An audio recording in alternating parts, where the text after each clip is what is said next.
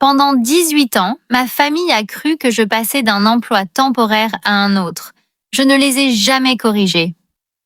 Pendant qu'ils plaisantaient à mon sujet au dîner, j'ai servi comme technicien en bombe de l'armée, j'ai payé les impôts fonciers de mes parents et j'ai porté les cicatrices d'une mission dont il m'était interdit de discuter. Je suis retournée à Millfield, Ohio, 6 jours avant le mariage de mon jeune frère Caleb.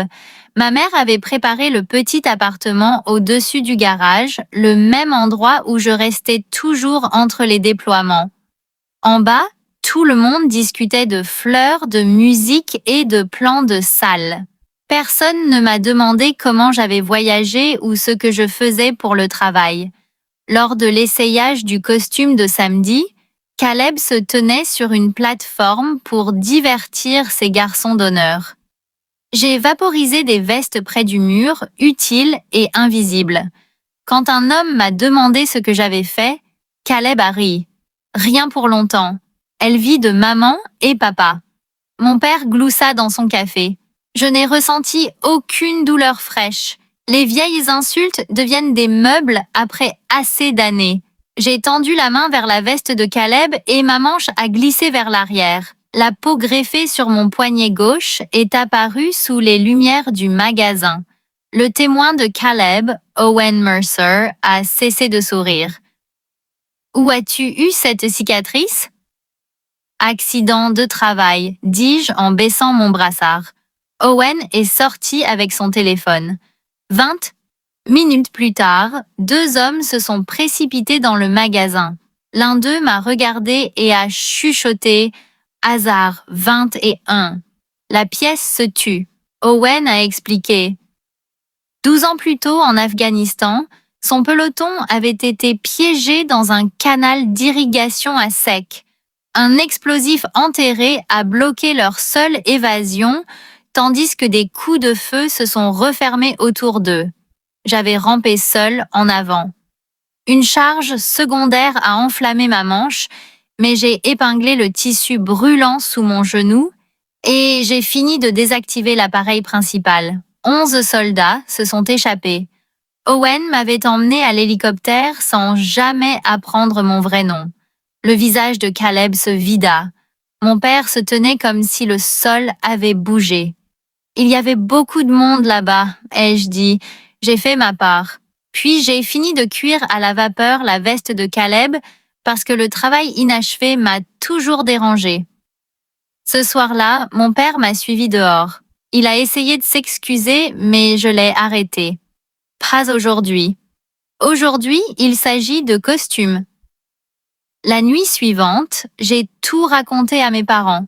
S'enrôlant à 18 ans après que leur quincaillerie a commencé à échouer, rejetant l'université afin que l'argent restant puisse soutenir Caleb. 4 déploiements, l'explosion, 11 mois dans un centre de grands brûlés et les paiements automatiques qui couvraient leurs taxes d'habitation et leurs assurances depuis 9 ans. Ma mère a pleuré le plus fort quand elle a appris que je l'avais appelée tous les dimanches depuis une cour de rééducation pendant qu'elle parlait des rideaux de l'église. Puis Caleb est arrivé en colère. « Tu nous fais passer pour des imbéciles. Je t'ai laissé te tromper, dis-je. Vous avez choisi à quel point de vous l'annoncer fort. » Il est parti sans répondre. Pendant 3 jours, j'ai refusé de le sauver de sa honte. Puis, il a frappé à ma porte à l'aube avec 2 mauvais cafés. « Raconte-moi toute l'histoire, » a-t-il dit. « Votre version. » Alors je l'ai fait. J'ai décrit le fil, la charge cachée, le feu et la liste de contrôle que je répétais sans cesse pendant que ma peau brûlait. Je lui ai dit que le courage était rarement dramatique. Habituellement, c'était simplement la prochaine étape nécessaire. Quand j'ai fini, Caleb a baissé la tête. « Je t'ai traité d'inutile devant un homme dont tu as sauvé la vie. » Je n'ai rien dit. « Je ne mérite pas de me sentir mieux rapidement, » a-t-il poursuivi. « Mais j'ai besoin que tu saches que je comprends. » Après cela, il a changé par des actions.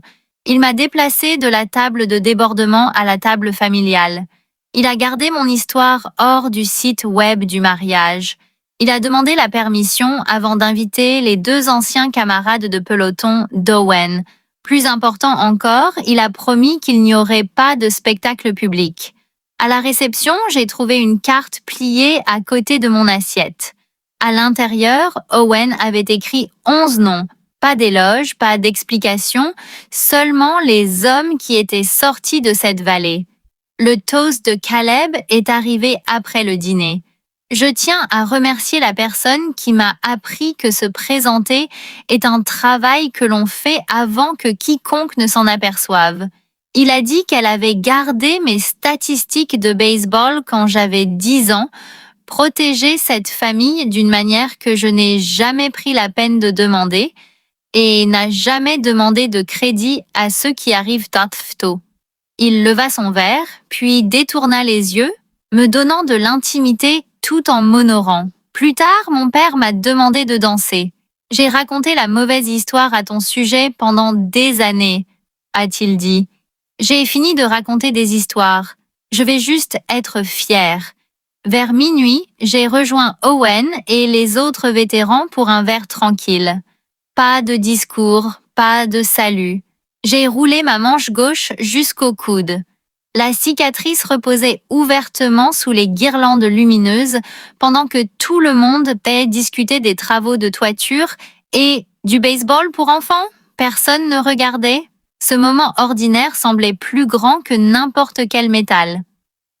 Pendant des années, j'avais caché la cicatrice pour protéger tout le monde des questions. Le laisser découvert n'était ni une confession ni une vengeance. C'était simplement ma vie enfin autorisée à respirer. Le lendemain matin, je suis montée dans le bus avec un polochon et les 2 manches retroussées.